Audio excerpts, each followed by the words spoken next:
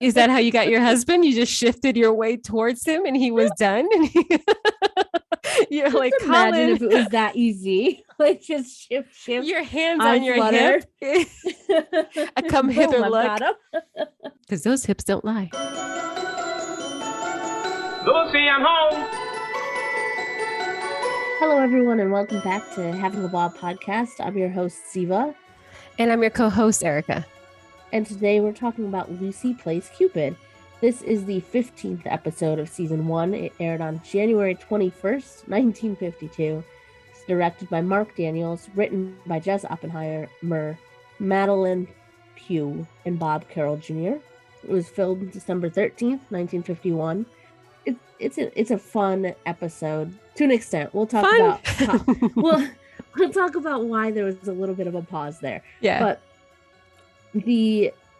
now everything, if you look it up, it's like the spinster neighbor, which really is just supposed to be like the elderly, right? Yeah. The elderly single neighbor. Miss Lewis thinks the eccentric grocer, Mr. Ritter, is the bee's knees, as she puts it, just the best, and she's got a bit of a crush on him, a bit. And so she asks Lucy to give him a letter that she's written and invite him to dinner. And so, of course, she doesn't sign the card, and everyone there's just a bunch of miscommunication, and, you know, it all goes awry with this episode. And so this episode is actually based off of Valentine's Day from My Favorite Husband that aired February 11th, 1949.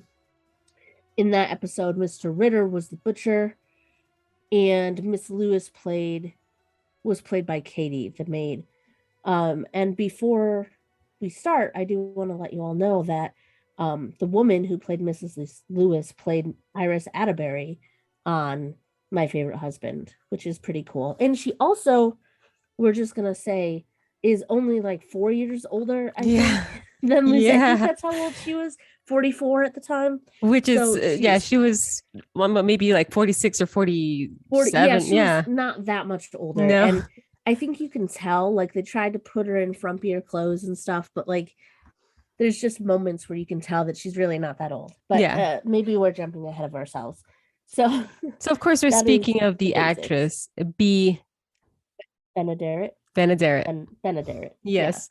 Bea Benaderet is, you know, she did have a history with Lucy, like you mentioned, on My Favorite Husband, and tons of radio work before that. I mean, just an extensive career before and after her appearance on I Love Lucy.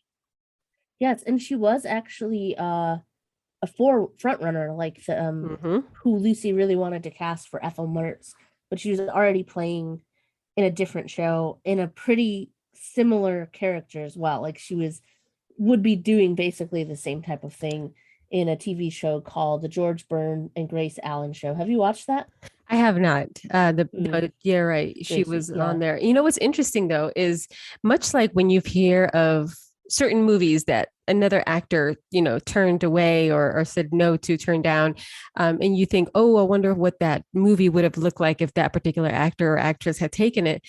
Our mind is so conformed to Vivian Vance being Ethel Mertz, so we can't imagine anybody else being in the role.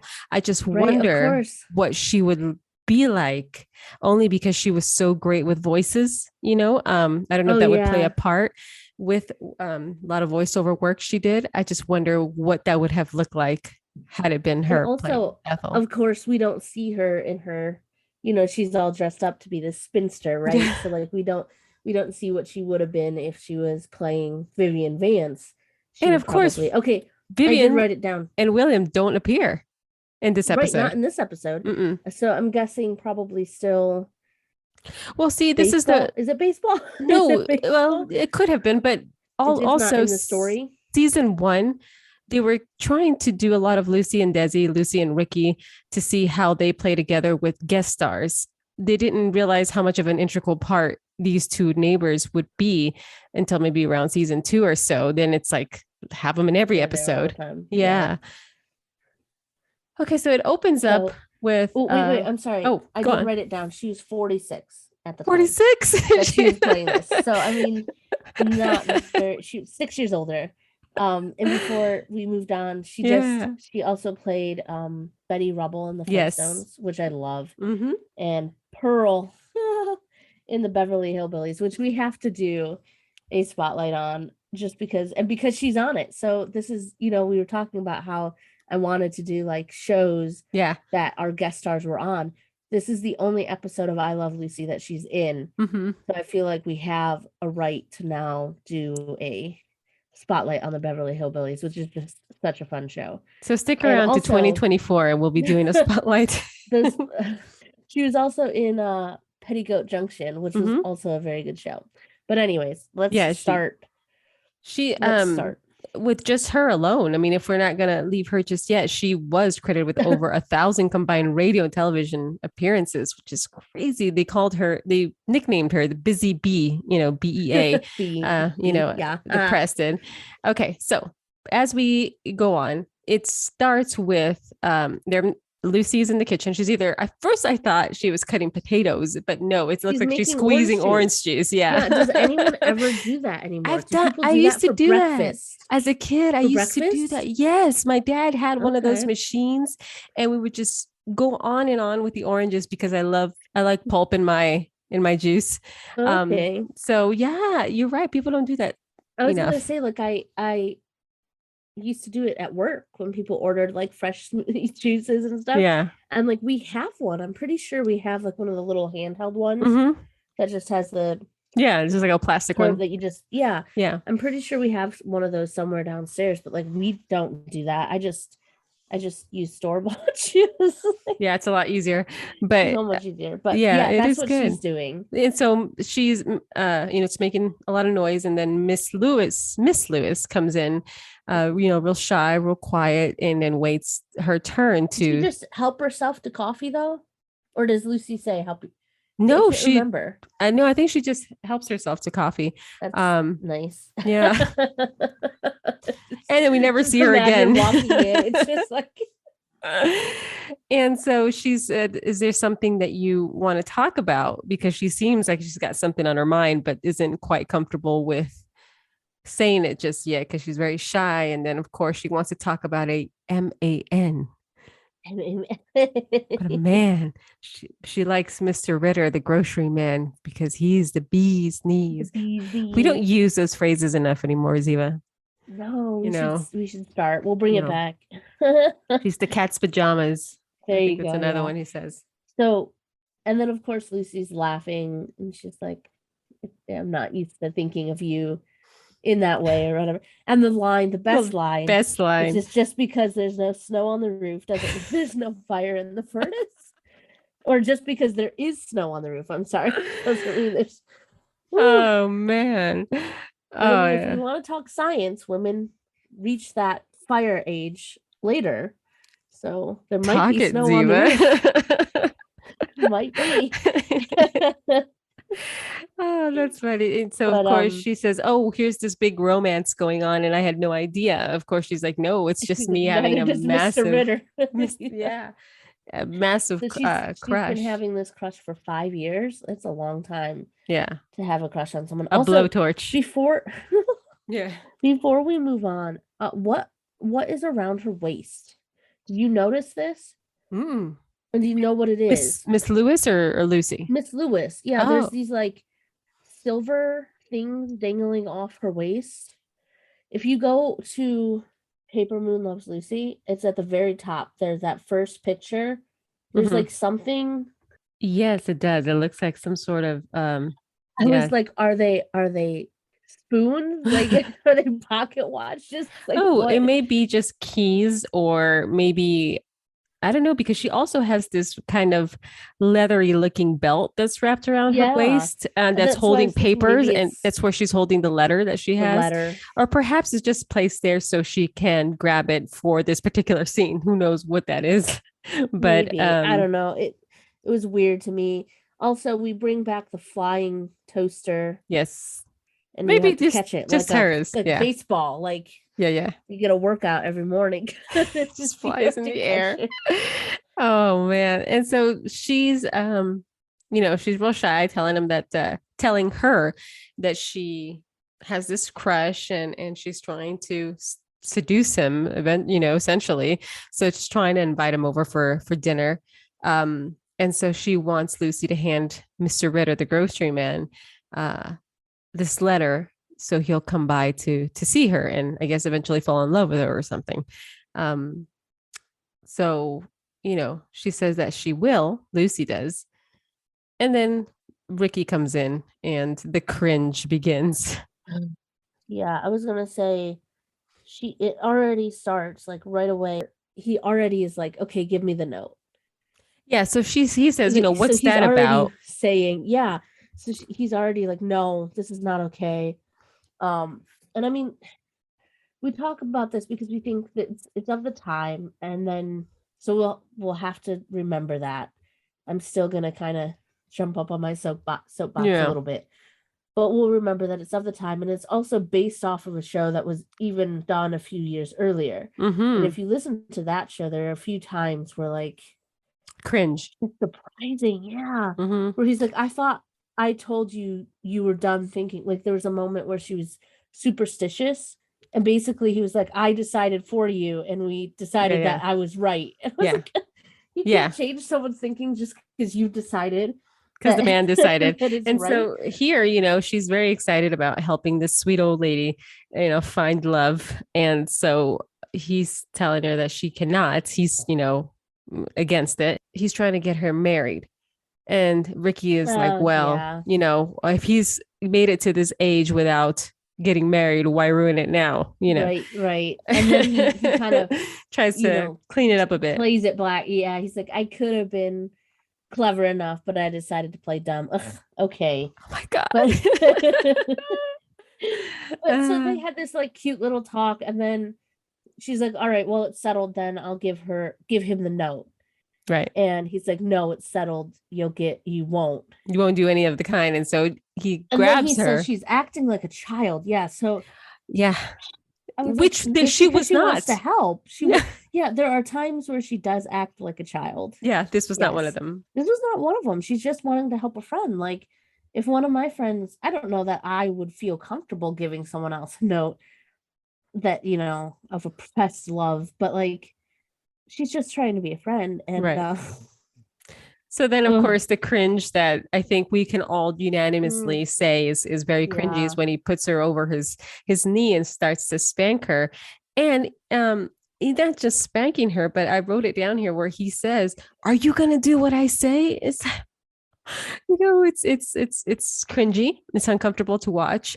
She's crying, but not a natural cry, more of a like, stop it cry, no tears or anything, more like a yell, like, stop it, and right. But then we've got all that, and then in the next scene, and I know this is supposed to be funny, but she talks about how she can't sit down, which and she rubs her the side of her butt, because it means her butt still hurting from the spanking. But if you can't actually, like, if you're feeling like you can't sit down, then we've talked about like how hard he was hitting you. I know, Erica, you and I were talking at the beginning before we started recording that there's some episodes where we kind of just forget we like dislike a little bit, and this isn't on my list where I would automatically say I hate this one. That's not what I'm saying, but there are definitely, you watch it and you go, oh yeah, I've got problems. It gets more than other and there's ones. More to it too later on when we do the dinner with Mr. Ritter. There's more of it that's just more cringe upon even cringe before the dinner. Oh yeah, okay. So okay, she goes down and she's going to tell Miss Lewis, I'm sorry, I can't help you. I can't help you do what you want. And of course Miss Lewis is just being cute, and she's I was gonna wear my good dress, but it's in the lock box, and she has elderberry wine that she's had since she was 21 years old. 21, that must have a tang by now. I'd say so. The line where she holds up the candles and she's like, they say they takes off 5, it makes you look younger. Years. She's like, well, it could be a woman of 50 again. And Lucy goes easily, and I think that's just funny because she wasn't even near 50. So she's like, oh, you're sweet, you're awfully sweet. Yeah. But anyways, okay, so Mr. Ritter comes in and to deliver the groceries. Oh, before we move on the show, this is kind of a deep dive. It's not really, but for any of our younger listeners and really people that, because this isn't even something that normally happens now. I mean, nowadays we've got, DoorDash and stuff, but before, they would have grocery people. They'd have one store that would provide the groceries. That would provide groceries for the local community. Basically, just one store that would have enough. And so you would have to call up, which is like an introvert's nightmare because I hate calling people. I do. It's something I really dislike. You would call up, you tell the grocer what you want, and then they would deliver once or twice a week.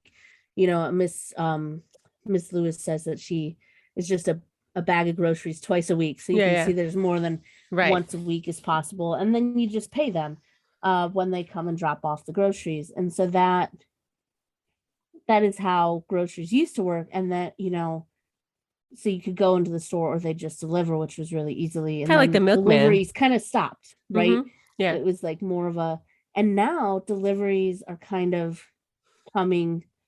Now it's just natural full again. Circle, right? Yeah. You're right. Definitely with the COVID, we had deliveries of food, like fast foods and things like that. But now you even have the option to get delivered from your grocery store. Oh, yes, of course. Yeah. And so I feel like it's kind of come full circle, except now people have so many options of places, right, to go to eat from or to order from. Whereas at that time, like we said, it'd just be about one local grocery store. Local store. And so Mr. Ritter is played by Edward Everett Horton, who had a very extensive career before even being on I Love Lucy. And if you notice, as soon as he walked in, the audience kind of did an applause for him, which not very many guest stars get. And so like Bill Frawley, he got his start in vaudeville as well and made his Broadway debut in 1910 and started doing films in 1922, eventually appearing in 3 movies with Lucille Ball, including 1935's Top Hat. I love Top Hat. That's such a great movie. And he made his small screen debut in 1949 playing Sheridan Whiteside in a TV version of Broadway's The Man Who Came to Dinner.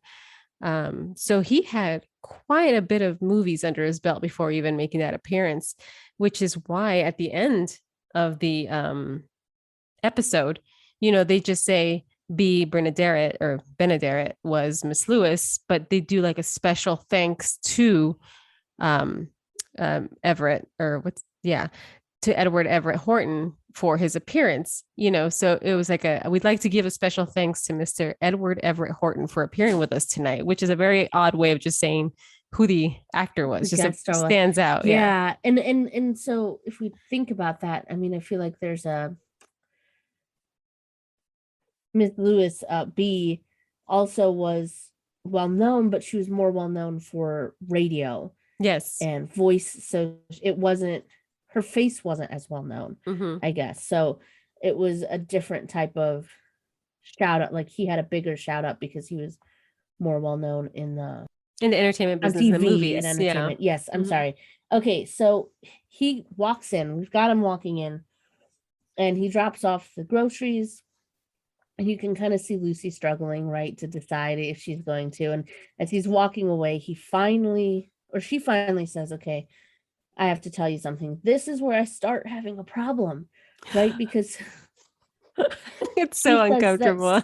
Someone thinks that, or like thinks he's really nice or something like that, right? I had it written down.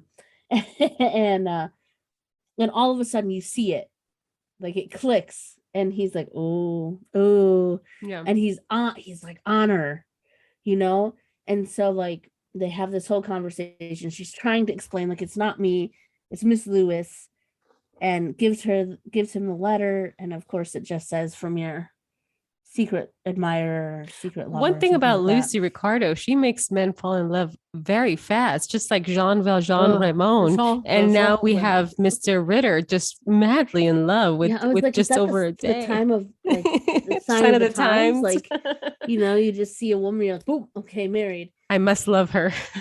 Yeah.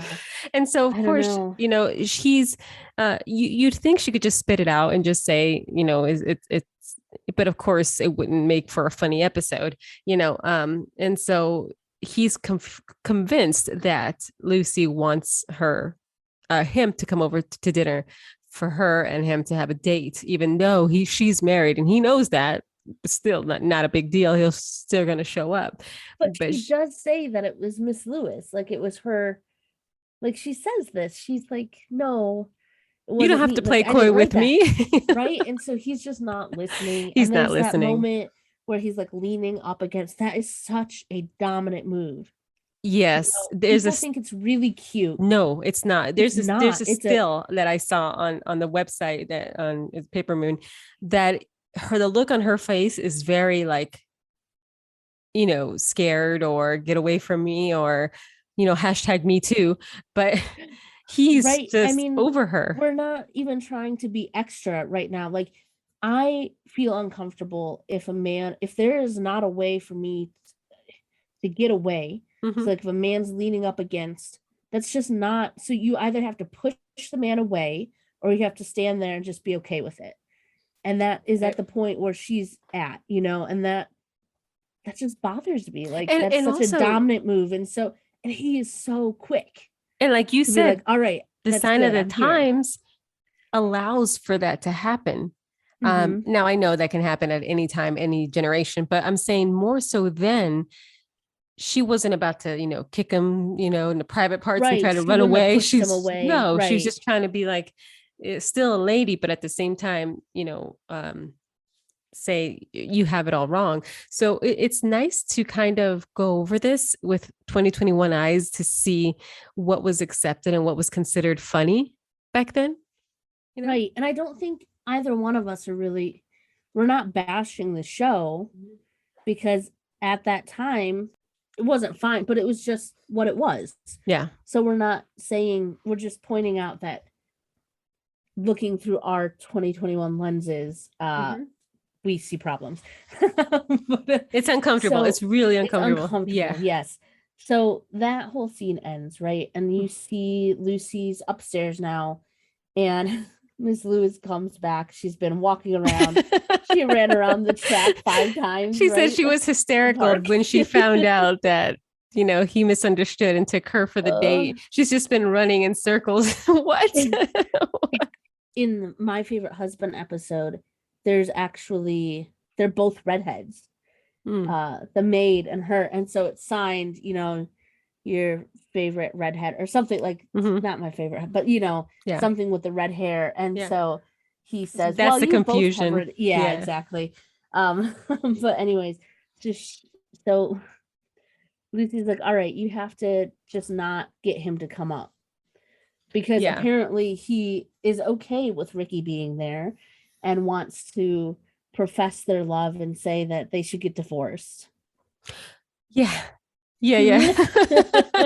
He's okay with the fact that she's fully married and that he can't wait to come up and tell Ricky about their newfound love. And that way they can quickly get a divorce. What? Right. Don't let him get up the stairs, right? You just have to flirt with him. Yeah. And get him to come into your. Now here's where the flirting comes in. Flirting teachings come in. I love this. I love it. She looks like she's struggling a lot, right?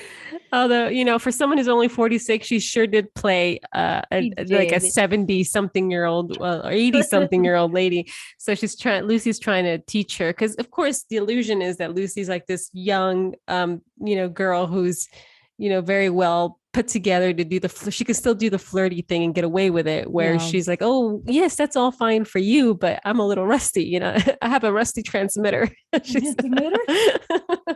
And so she tells her how to shift her hips. Now this is such a 50s way of flirting. I mean, do we flirt like that now? Hips. Is that how you got your husband? You just shifted your weight towards him and he was done? And you're Just like, imagine Colin, if it was that easy. Like just shift. your hands I on your flutter. hip. A come hither Boom, look. I've got Didn't know what hit him. It was your hips, apparently. Because those hips don't lie. Sorry. No. So she's trying to tell her to shift her hips. She can't do it because old. And so Yeah. she's So then she tries the come hither look, right? Yeah. which is like And she's batting like- your lashes. And she looks like she's having A stroke. I'm like, Are you okay? What's the matter? Are you all right? That was my come hither look. Come hither look. Oh no. And so then Lucy's like, well, then she gets a call from Ricky. Conveniently. And Ricky's like, yeah, conveniently saying that he can't come. Yeah.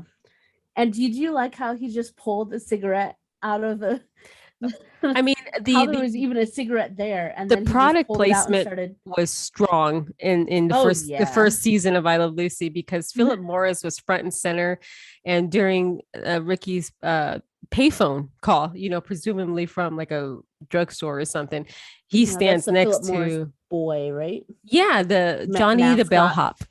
It was Johnny the bellhop, and yeah, you're right. The cutout. This random cutout on the wall is holding a real cigarette that he just grabs. He just pulls and starts smoking. He starts smoking it. Like, who touched that? So You're yeah. okay with just picking that up? Now, if I'm mistaken, or in the syndicated version on television, they cut out a piece of that marketing part. See, they did start doing that. Mm-hmm. There was that one episode we talked about earlier where they cut out. Yes, when they divide the rooms. Yeah. Mm-hmm. So they could have. I'm not entirely sure if they did or not. So she gets the call and she's like, you know what? That's perfect. Yeah, he's like coming home with him. I'll stay. Yeah. Okay.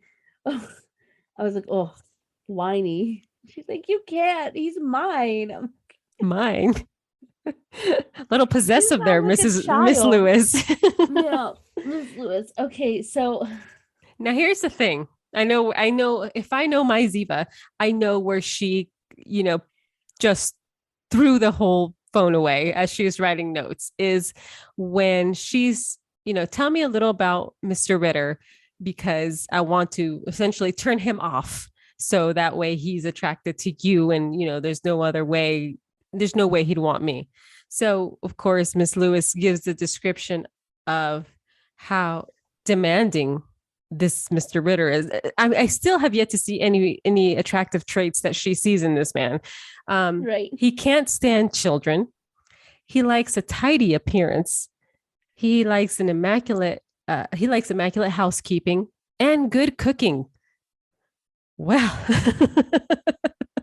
and so of course, wow. I mean, and then he walks in looking less than put together, so he's one to demand all these things. Have your own thoughts and ideas, but you see, like there's these Tinder fails and things like that, where you see basically people posting like that, where like, you must be a good cook, you must be over 5'9", you must be under this weight. Mm-hmm. I was like, that's what matters to you? Then like, I don't know. There's just, it's the demand of it all. He's off. Yeah, like off the. See, you can't help, like you just mentioned this with Tinder. I'm assuming that you put down information and you're hoping that whoever looks at it matches those things. But I mean, you can put preferences, I'd rather have someone taller than me if possible, or things like that. But if it comes off as demanding, you shouldn't be able to kind of demand what your heart or your mind is going to want. And so this here, when she's saying all these things about him, again, sign of the times. So it's something that would not go very well today. I've yet to find what she is so in love with now, I mean, she's older, so maybe she's okay with the no children, and she's already a tidy person, so maybe she's like, oh, I fit those boxes anyways. Yeah. No, I don't know. I don't know if I told you this, but I had a man when I was doing the whole like online dating thing that wanted me to quit college and be a stay-at-home mom for him. I was like, first of all, we just started talking, so like I have children now in this scenario. And second of all, no, I'm not putting my life on hold to like raise your children.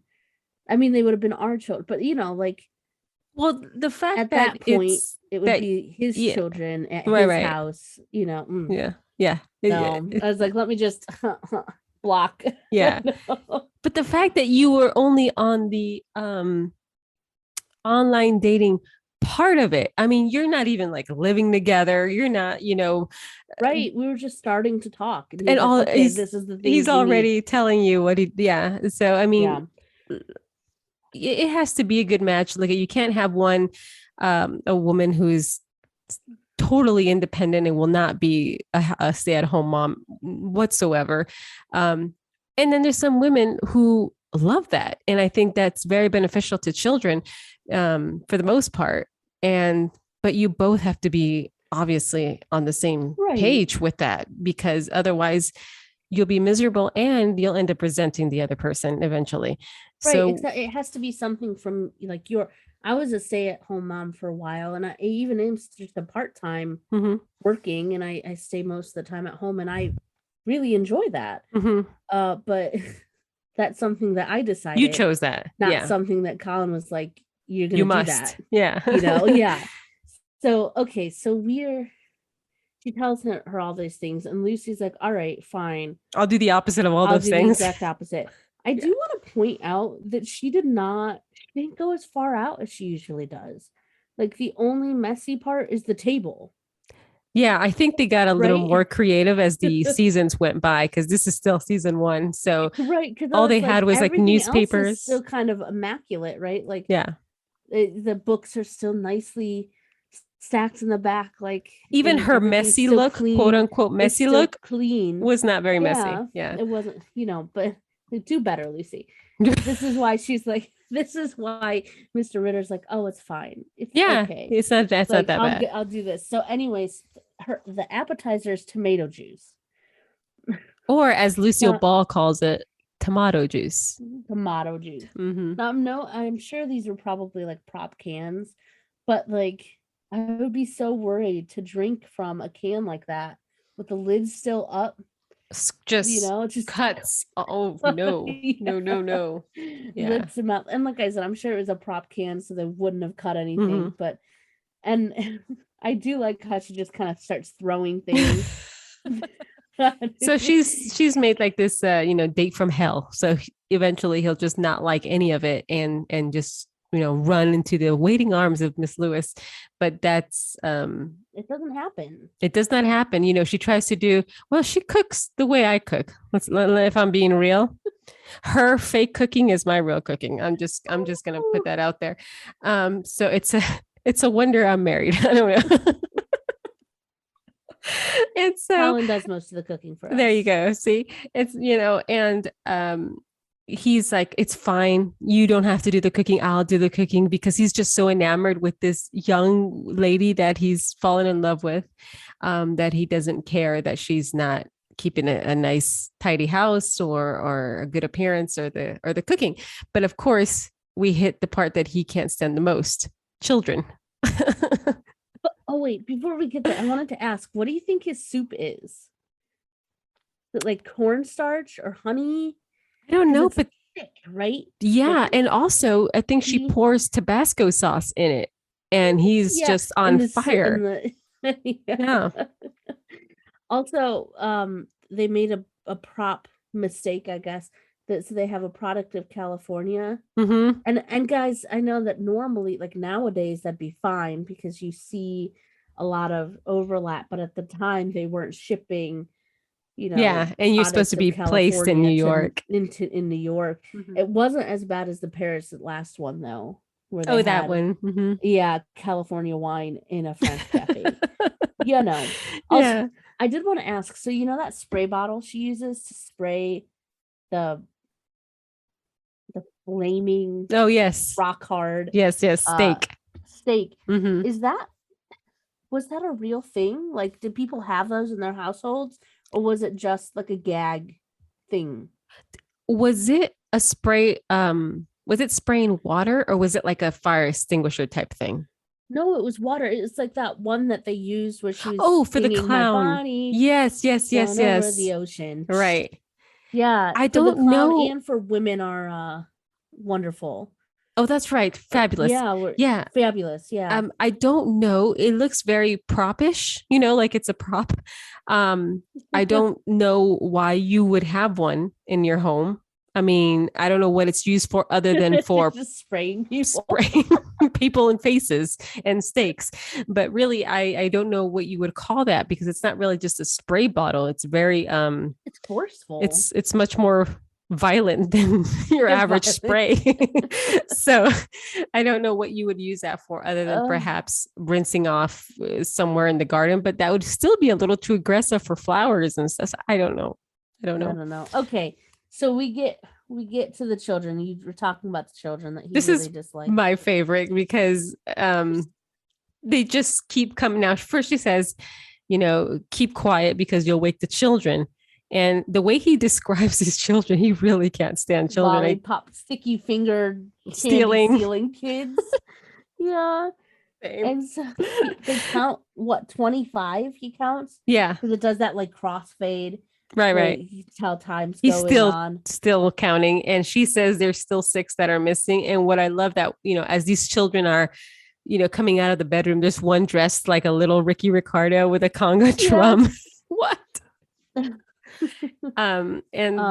This reminds me, and reminds everybody watching Lucy, is when she does the Cuban childhood that she's trying to recreate, and all these kids come out of nowhere.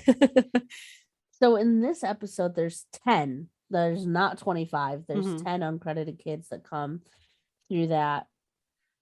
But so the kids come, and he's like, you know what? It's okay. She thinks this will really drive him away.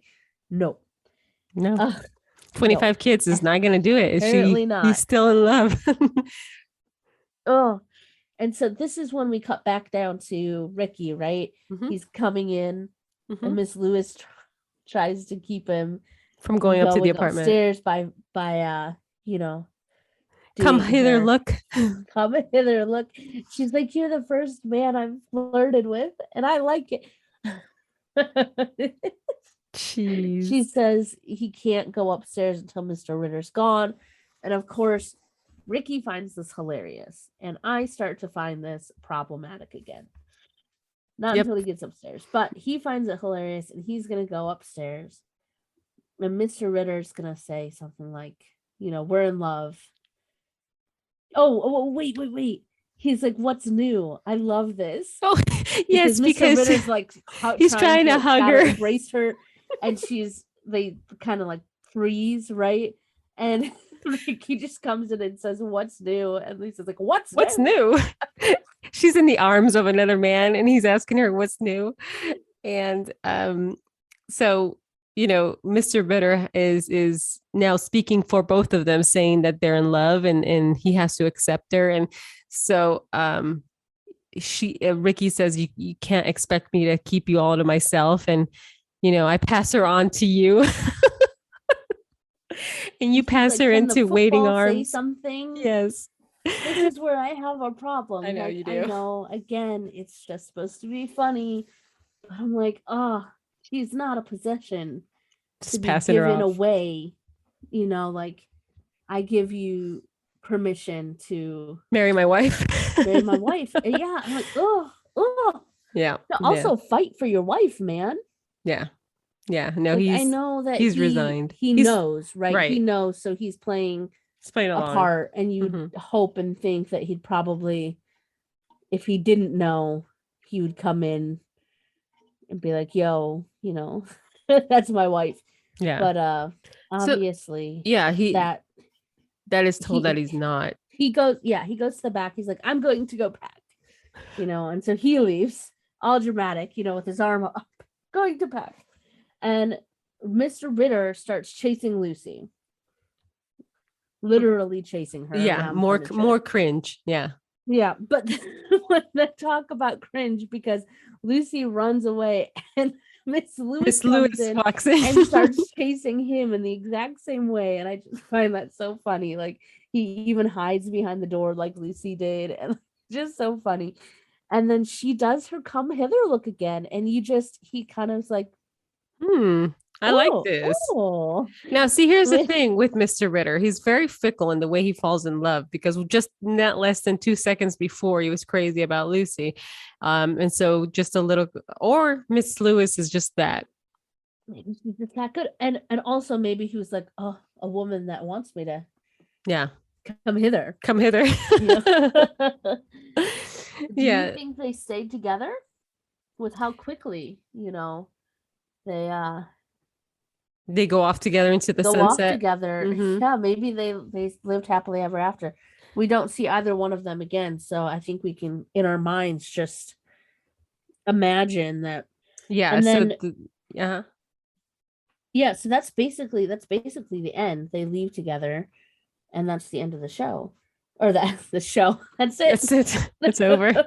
Thanks for listening to Having a Ball. It's been a great run. I was looking up information. I know we mentioned how much they gave credit to Edward Everett Horton just for his appearance. But as I was looking up information on him, there was even a street in LA named after him. I had no idea. I was looking at this. This is actually in the Valley. I'm not sure. What a name, by the way. Yeah, it's a mouthful. Edward Everett Horton. Yeah. And so it was 5500 Edward Everett Horton Lane. I mean, that's a mouthful. But it's interesting how much more he was praised than Bernadette was. Just for making his appearance. But yeah, this one was a little cringe. They get better with the seasons, because even though there was a lot of Ricky's display of machismoism and just his aggressive and possessiveness and all of that, it kind of turns, in some seasons where Lucy is the more aggressive one. Overall, how do you feel about this episode? I don't like it. I don't like it. And I think from of course, Lucy does a heck of a job, because she does. But I'm sure if they could go back, they would not have written that. Again, they were playing around with the idea of just having them two. We're missing the other two to make it much more comfortable, to give more lines and much more comedy skits to Vivian and William Frawley. But it's up there with some of the cringe. Yeah, and episodes. I'm gonna go back again to that leading thing, because if you look at it, that's like a common depiction of like love. So you see that, like, I know I've seen it in like Glee and High School Musical, and all those like romance comedy where the big burly man or the man in charge kind of like leans up against the locker, and it's supposed to be this like cute, like, but it's very much like, I'm over you. Yes, I'm done. But I'm just saying that you still see that move a lot. Yeah. I've had that move used on me. Really? Yeah. Yeah. In high school. Okay. So it was a while ago, but like still. It was like, can I punch you in the gut? No. Yeah, it's a very it's a show of strength from them, from the bigger man or boy or whoever that's in front of you. This is like the movie Grease. You kind of mentioned that, Glee does something like this, but yeah, it's very much to show possession from the side of the man, and the woman never looks happy about being it. Okay, right? Like, but the woman's supposed to be like, yeah, this is all right. So it's basically them showing their dominance and the woman being like, okay, yeah. And today, cool. of course, okay with that. You would not cross the line of not giving the woman that space, because it is your space. And so when someone, falls over you that way, it's it can be very intimidating. And I think that's the point of it, I think. Yeah. But guys, if you've had this happen to you and you really like it and you're playing the other, not playing, but you enjoy that, let us know. Like, not let us know why you like, but like, yeah, tell us what you think about it. If you agree with us or if you don't, if you're like, no, that's really romantic. And I think a man should do that. Well, everything is really the way that you want to see it, because if you look at romantic comedies, right? Romantic comedies are based on a man chasing a woman until finally he gets her, right? And so he follows her at work. He follows her to the, this and that, and there he is. And it's supposed to be, and there's that romantic. Whole like, right. And there's that whole, the woman's just playing hard to get, or right. Like if you ask enough, they'll say yes.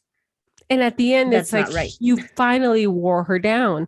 And, and so, but in reality, if you're not interested in this person and they show up again at your job or at your home or whatever, calling the popo, it's not romantic at all. It's quite creepy. So yeah, it's all, perception for each person.